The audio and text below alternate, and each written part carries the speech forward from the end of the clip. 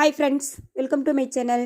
இன்றைக்கி 7 நாள் 7 ராகி ரெசிப்பியில் 3வது ரெசிபி கேழ்வரகு சுண்டல் எப்படி செய்யலான்னு பார்க்கலாம் வாங்க. நம்ம சேனலுக்கு நீங்கள் புதுசாக இருந்தால் மறக்காமல் சேனலை சப்ஸ்கிரைப் பண்ணிடுங்க. கூடவே பெல் பட்டனையும் கிளிக் பண்ணிடுங்க. இந்த ரெசிபி செய்யறதுக்கு ஒரு கடாயில் 1 கப் அளவுக்கு தண்ணி எடுத்துக்கலாம். நீங்கள் எந்த கப்பில் தண்ணி எடுக்கிறீங்களோ மற்ற பொருட்கள் எல்லாமே அந்த கப்பில் தான் எடுக்கணும். நான் 1 கப் அளவுக்கு தண்ணி, 1 டேபிள் ஸ்பூன் ஆயில் சேர்த்துருக்குறேன்.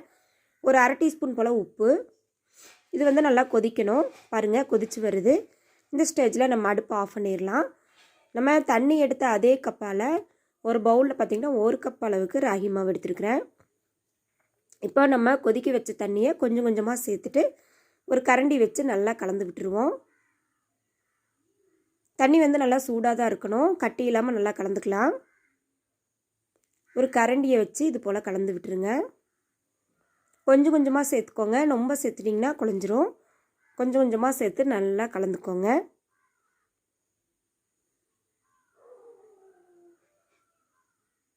பாருங்கள், நல்லா கலந்து விட்டுடலாம். கரண்டியை வச்சுட்டு எல்லாம் ஒன்றோட ஒன்றா நல்லா கலந்து உருண்டு வரும். அந்தளவுக்கு நம்ம கலந்து விட்டுடலாம்.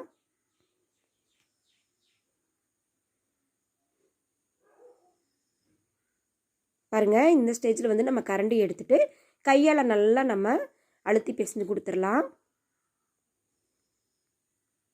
கை பொறுக்கிற சூடு வந்ததுமே கரண்டியை நம்ம எடுத்துட்டு கையால் நல்லா சாஃப்டாக பிசைஞ்சிருவோம்.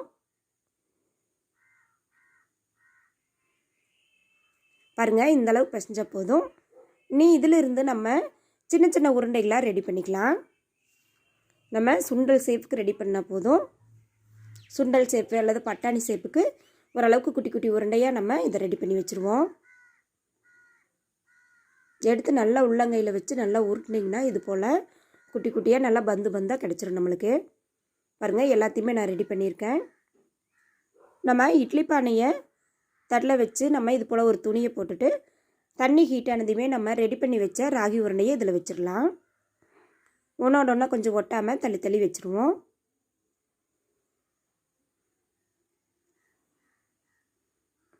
எல்லாத்தையுமே வச்சுட்டு ஒரு மூடியை போட்டுட்டு ஒரு 10 நிமிஷம் நம்ம வேக விட்டால் போதும். ரொம்ப நேரம் தேவையில்லை. மீடியம் ஃப்ளேமில் 10 நிமிஷம் இருந்தால் போதும். பாருங்கள், 10 நிமிஷத்தில் நம்மளுக்கு நல்லாவே ஆவி கட்டி வெந்திருக்கு. இது அப்படியே ஒன்று ஆறிட்டு இருக்கட்டும். ஒரு கடாயில் வந்து 2 ஸ்பூன் ஆயில் சேர்த்துக்கலாம். 1/4 டீஸ்பூன் போல் கடுகு பொரியட்டும். இது கூட அப்புறம் நம்ம உளுந்து சேர்த்துக்குவோம். நீங்கள் விருப்பப்பட்ட ஜீரகம் கூட சேர்த்துக்கலாம். நான் ஜீரகம் சேர்த்துக்கல.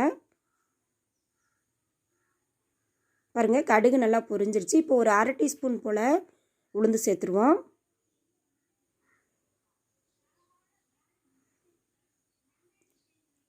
உளுந்து பொரிஞ்ச பிறகு ஒரு கொத்து கருவேப்பிலையை நம்ம இது கூட சேர்த்துடலாம்.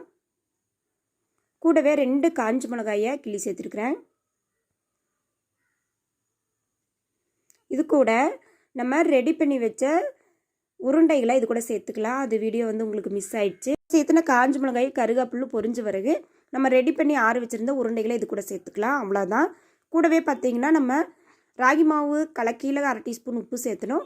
இப்போ லேசாக 1/2 டீஸ்பூன் உப்பு சேர்த்துக்குவோம்.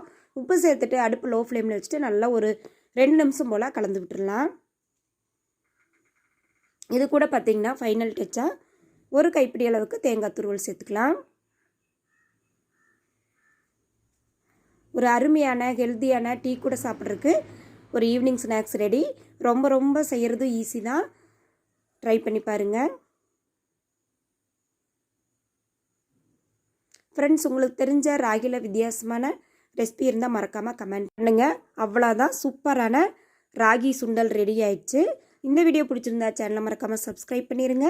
லைக் பண்ணுங்கள், ஷேர் பண்ணுங்கள், கமெண்ட் பண்ணுங்கள். டேஸ்ட் வந்து ரொம்ப சூப்பராக இருந்துச்சு. கேழ்வரகு சுண்டல்னு சொன்னிங்கன்னா குழந்தைய கண்டிப்பாக டிஃப்ரெண்ட்டாக இருக்குன்னு சாப்பிடுவாங்க, நம்பவே மாட்டாங்க. ட்ரை பண்ணி பாருங்கள். தேங்க்யூ ஃபார் வாட்சிங்.